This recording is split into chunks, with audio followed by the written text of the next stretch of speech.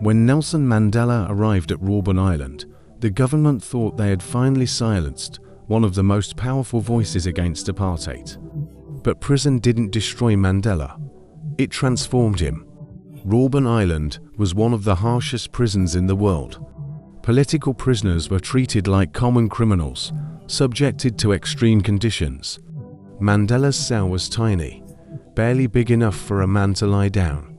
Inside, there was just a thin mat on the floor, a small blanket, a bucket for a toilet, and a tiny window high up on the wall. No bed, no comfort, no privacy. Every morning before sunrise, guards forced the prisoners to line up for a long day of hard labor.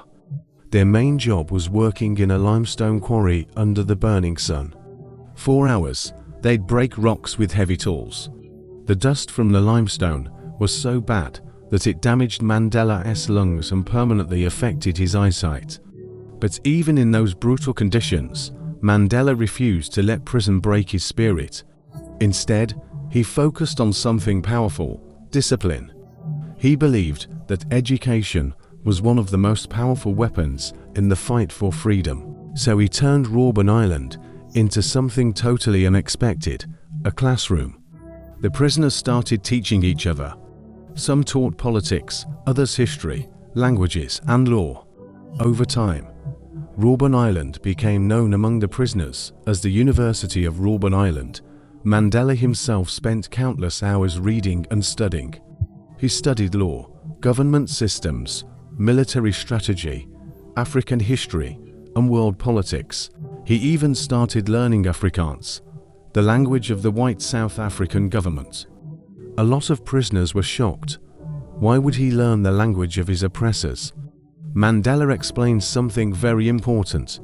He said, "If you want to make peace with your enemy, you must understand your enemy." This mindset would later change the entire future of South Africa. Even in prison, Mandela became a leader. Other prisoners looked to him for guidance. Whenever tensions rose between prisoners and guards, Mandela would step in to calm the situation. He taught his fellow prisoners something powerful: never lose your dignity. Even when guards insulted them or tried to provoke them, Mandela encouraged everyone to stay calm and disciplined. He believed their behavior in prison represented the entire freedom movement. And then, slowly, something unexpected started to happen. Some of the prison guards actually began to respect Mandela. They saw he wasn't the violent terrorist the government had described. Instead, they saw a man with incredible patience, intelligence, and strength. Mandela was slowly winning a battle that most people never even noticed: the battle for hearts and minds. While Mandela was locked away, the situation in South Africa just kept getting worse. The system of apartheid was becoming more and more brutal. Black South Africans were still denied basic rights.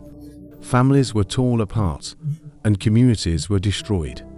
Protests continued across the country, and slowly, the world started to pay attention. International pressure started building against the South African government. University students all over the world began protesting. Countries started imposing economic sanctions against South Africa. Celebrities, activists, and world leaders started speaking out about Mandela's imprisonment. One of the most powerful voices supporting him came from Archbishop Desmond Tutu, who called Mandela the symbol of the struggle for freedom. Soon, a powerful global movement began to grow. The message was simple: free Nelson Mandela. By the late 1970s and 80s, Mandela had become one of the most famous prisoners in the world. Even though many people had never seen him or heard his voice, they knew his story. His name was on posters, his story was in newspapers. His courage inspired millions. Musicians, activists, and political leaders around the world demanded his release. Massive rallies were held in cities like London, New York, Paris, and Sydney. Mandela had become more than just a political leader. He had become a global symbol of justice. Ironically, the South African government's attempt to silence him had only made him more powerful. After many years in prison, the South African government began to feel the pressure. The country was facing serious economic problems. International sanctions were crippling the economy, and political unrest was growing inside the country. In 1985, the government secretly offered Mandela a deal. They told him he could be released from prison on one condition: he had to renounce violence and stop the fight against apartheid. Many people thought Mandela would accept the offer. I mean, he'd already spent more than 20 years in prison. Most people would have said yes, but Mandela refused. His response shocked the government. He said, "What freedom am I being offered, while the organization of the people remains banned?" Mandela understood something crucial. His personal freedom meant nothing if his people were still oppressed. So he chose to stay in prison rather than betray the struggle. That decision earned him even more respect around the world. By the late 1980s, it was becoming clear that apartheid couldn't last forever. The system was collapsing under pressure. Protests were growing stronger, the economy was weakening, and international pressure just kept increasing. Even some white South Africans began to realize that apartheid was wrong. A new leader came to power in South Africa, a man named F.W. de Klerk. Unlike previous leaders, de Klerk understood that South Africa was heading toward disaster. Civil war was becoming a real possibility. He believed the only solution was negotiation, and there was only one man he could negotiate with: Nelson Mandela. In 1988, Mandela was moved from Robben Island to another prison. In 1988, Mandela was moved from Robben Island to another prison. The government secretly began discussions with him. For the first time in decades, the possibility of Mandela's release became real. But Mandela remained careful. He knew the future of the entire country depended on these negotiations. His goal wasn't revenge. His goal was democracy and equality. During these discussions, Mandela showed incredible leadership. Instead of demanding punishment for white South Africans, he focused on something different: reconciliation. He believed that South Africa could only survive if both black and white citizens worked together. This idea would soon change the course of history. Finally, after 27 years in prison, the moment arrived. On February 11, 1990, Nelson Mandela walked out of prison. Millions of people across the world watched this moment on television. Mandela walked slowly through the prison gates, his fist raised high in the air. Next to him stood his wife, Winnie Mandela. The crowd outside cheered loudly. After nearly 3 decades behind bars, Mandela was finally free. But he wasn't filled with anger. He wasn't filled with a desire for revenge. Instead, Mandela spoke about peace, unity, and democracy. He said South Africa must build a future where all races live together as equals. It was a moment that changed the world forever. When Nelson Mandela walked out of prison, the entire world was watching. For 27 years, he had been locked away. For 27 years, millions of South Africans had waited for justice. And now, the man who symbolized their struggle was finally free. But Mandela knew something very important. Freedom alone wouldn't solve South Africa's problems. The country was deeply divided. Decades of apartheid had created so much anger, fear, and mistrust between black and white citizens. Many people feared that South Africa might fall into a civil war. Mandela understood that the next steps would determine the future of the nation. He could choose revenge, or he could choose reconciliation. He chose reconciliation. Shortly after his release, Mandela delivered a historic speech in Cape Town. Thousands of people gathered outside City Hall to hear him speak. People expected him to call for revenge, but Mandela surprised everyone. Instead of anger, he spoke about peace and unity. He said South Africa must become a country where all races have equal rights, where democracy replaces oppression, and where freedom belongs to everyone. He reminded the crowd that the struggle was not against white people. The struggle was against injustice. This message completely changed the tone of the entire movement. Instead of preparing for war, Mandela began preparing for negotiations. He soon began talks with South Africa's president, F.W. de Klerk. These negotiations were not easy. He soon began talks with South Africa's president, F.W. de Klerk. These negotiations were not easy. South Africa had decades of hatred and inequality to overcome. Many people on both sides didn't trust each other. Some extremists wanted violence, and some groups even tried to sabotage the peace process. But Mandela remained calm and patient. He believed that dialogue was the only path forward. The negotiations focused on several key goals: ending all apartheid laws, releasing all political prisoners, allowing all races to vote, and creating a new democratic constitution. The process took several years and many difficult discussions.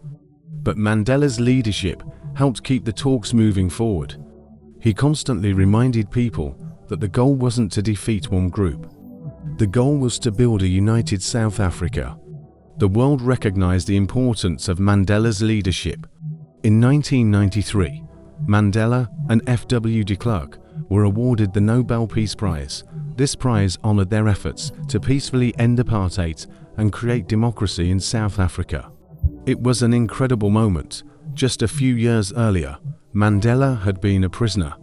Now he was standing on the world stage as a symbol of peace and reconciliation. But Mandela knew that the real challenge was still ahead. South Africa had to hold its first democratic election. And for the first time in history, black South Africans would finally be allowed to vote. The year 1994 became one of the most important years in South African history. For the first time ever, citizens of all races were allowed to vote in a national election. Millions of people stood in long lines for hours. Many elderly citizens cried with emotion. Some people were voting for the very first time in their lives. It was a moment of hope and transformation. The election was won by the African National Congress, the movement Mandela had helped lead for decades. On May 10, 1994, Nelson Mandela was sworn in as the first black president of South Africa. The ceremony took place in Union Buildings. World leaders from across the globe attended the historic event. For the first time, South Africa had a government chosen by all its people. Mandela stood before the nation and delivered a powerful message. He said, "Never, never and never again shall it be that this beautiful land will again experience the oppression of one by another." The long struggle against apartheid had finally ended. Becoming president was not easy. South Africa was still deeply divided. The economy was struggling. Millions of people were poor. Many white citizens feared revenge from the new government. But Mandela surprised everyone once again. Instead of punishing former enemies, he chose forgiveness. One of his most powerful actions was creating the Truth and Reconciliation Commission. This commission allowed victims and perpetrators of apartheid crimes to share their stories. People who admitted their crimes could receive forgiveness instead of punishment. This process helped the country begin healing the decades of conflict. Mandela believed that true peace required truth, forgiveness, and understanding. One of the most powerful examples of Mandela's leadership came during the 1995 Rugby World Cup. Rugby had long been considered a sport, supported mainly by white South Africans. Many black citizens saw the national team as a symbol of apartheid, but Mandela saw an opportunity. He publicly supported the national rugby team, the South Africa National Rugby Union team. When South Africa reached the final, Mandela appeared at the stadium wearing the team's jersey. The crowd of mostly white fans began chanting his name. It was a powerful moment. For the first time, people from different races celebrated together as one nation. Mandela understood something powerful about leadership. Sometimes the smallest symbolic actions can unite millions of people.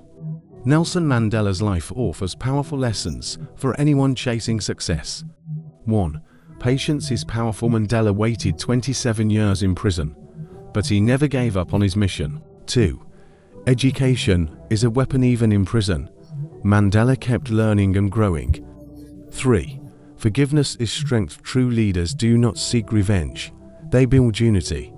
4. Courage is not the absence of fear. Mandela once said, "I learned that courage was not the absence of fear, but the triumph over it." These lessons are why Mandela remains one of the most respected leaders in history. Mandela served as president from 1994 to 1999. After one term, he made a surprising decision. He stepped down voluntarily. Many leaders around the world hold on to power for decades. But Mandela believed that democracy required new leaders, so he passed leadership to a new generation. Even after leaving office, Mandela continued working for peace, education, and human rights. After stepping down as president in 1999, Nelson Mandela could have chosen a quiet and peaceful retirement. After all, he had already given decades of his life to the struggle for freedom. But Mandela was not the type of leader who stopped serving people. Instead, he dedicated the rest of his life to humanitarian work, global peace, and education. He traveled across the world meeting leaders, speaking at conferences, and encouraging people to fight for justice. Many countries invited Mandela to share his wisdom. Wherever he went, crowds gathered to see the man who had become one of the greatest symbols of freedom in modern history. Even world leaders treated him with incredible respect. To millions of people, Mandela was not just a former president. He was a moral leader for the entire world. One of Mandela's biggest missions after leaving politics was helping future generations. To achieve this goal, he established the Nelson Mandela Foundation.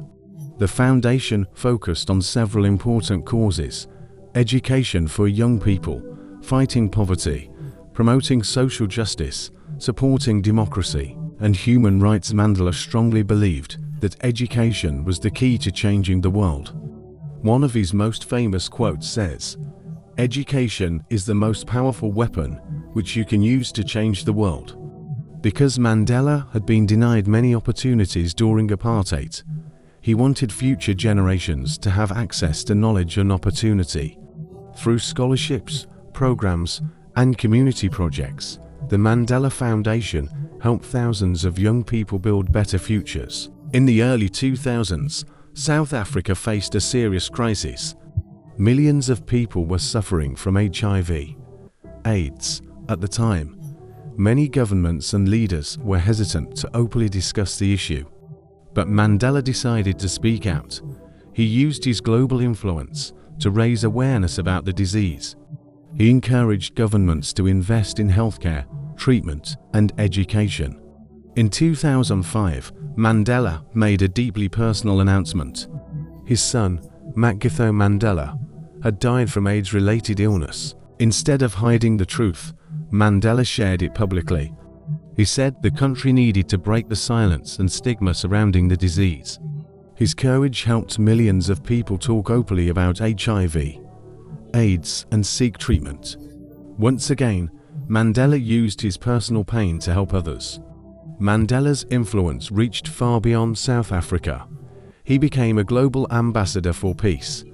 Whenever countries faced conflict or division, Mandela's voice carried enormous weight. Leaders from around the world respected him because he had lived through oppression, imprisonment, political struggle, national reconciliation. Despite everything he had suffered, Mandela never preached hatred. Instead, he constantly spoke about forgiveness, unity, and cooperation. This rare combination of strength and humility made Mandela one of the most admired leaders in modern history. People often compared his influence to other great leaders such as Mahatma Gandhi and Martin Luther King Jr. All three men believed that true change comes from moral courage rather than violence. In recognition of Mandela's impact on humanity, the United Nations created Nelson Mandela International Day. This day is celebrated every year on July 18th, Mandela's birthday. The idea behind Mandela Day is simple but powerful. People around the world are encouraged to spend 67 minutes helping others. Why 67 minutes? Because Mandela spent 67 years of his life fighting for justice and equality. On Mandela Day, people volunteer in their communities by helping the poor, cleaning neighborhoods, supporting education programs. Helping elderly citizens Day reminds the world that everyone has the power to make a difference. Mandela believed that leadership is not only for presidents or politicians. Every person can contribute to making the world better. Although Mandela achieved incredible success, his life was filled with personal sacrifice. Spending 27 years in prison meant he missed many important moments. He missed watching his children grow up. He missed family events and celebrations. His first marriage eventually ended during his imprisonment. The struggle for freedom came with a heavy price. Mandela often admitted that his family suffered because of his political fight, but he also believed that the sacrifices were necessary to create a better future for millions of South Africans. This reminds us of an important truth. Great achievements often require great sacrifice. As Mandela grew older, he slowly stepped away from public life. He spent more time with his family and grandchildren. Even in retirement, he remained one of the most respected figures in the world. People across different cultures, religions, and political beliefs admired him. In his later years, Mandela appeared less frequently in public events due to health problems, but his presence continued to inspire people everywhere. On December 5, 2013, Nelson Mandela passed away at the age of 95. The world reacted with deep sadness. Leaders from nearly every country paid tribute to him. Millions of people mourned the loss of a man who had changed history. His funeral became one of the largest gatherings of world leaders ever recorded. But Mandela's story did not end with his death. His ideas and values continue to inspire generations. Today, Nelson Mandela's legacy lives on across the world. He is remembered as a freedom fighter, a prisoner of conscience, a peacemaker, a president who united a nation. More importantly, he is remembered as a man who proved something extraordinary, that forgiveness can be stronger than hatred. Mandela once said, "Resentment is like drinking poison and then hoping it will kill your enemies." Instead of choosing bitterness after decades in prison, he chose forgiveness. And that choice helped prevent a civil war and saved an entire nation. The story of Nelson Mandela teaches us one powerful truth. No matter how difficult life becomes, never stop fighting for what is right. Mandela spent 27 years behind bars, but he never gave up hope. When he finally gained power, he did not use it for revenge. He used it to build peace and unity. That is the true definition of leadership. Mandela showed the world that courage can defeat injustice, patience can change history, forgiveness can unite a nation. His life proves that even one person with determination and integrity can change the world. If Nelson Mandela's incredible journey inspired you, take a moment to think about this.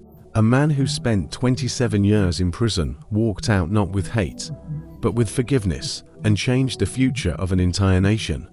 If this story moved you or motivated you in any way, make sure you like this video so more people can hear this powerful story. Share this video with someone who needs motivation today, because one story can change someone else's life. And I'd love to hear from you in the comments. What is the biggest lesson you learned from Nelson Mandela's life? Don't forget to subscribe to the channel and turn on the notification bell so you never miss another powerful success story. Remember, greatness is not about power. It's about courage, patience, and the will to never give up.